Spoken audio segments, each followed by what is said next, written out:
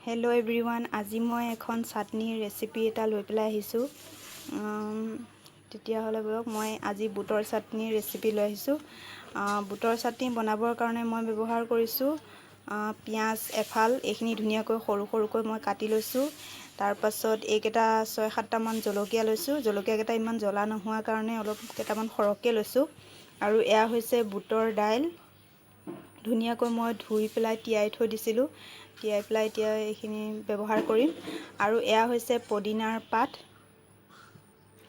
কেইখনমান, তাৰপিছত এয়া হৈছে বৰ মেমেধু কেইখনমান লৈছোঁ।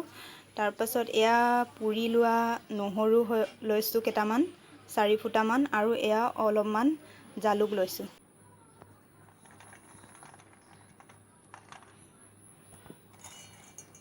এয়া মোৰ মিক্সি বাতিটোত গোটেইখিনি বস্তু লোৱা হৈ গ'লগৈ।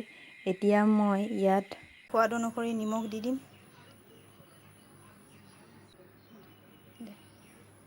এয়া এচামুচ মিঠাতেল দি দিছোঁ।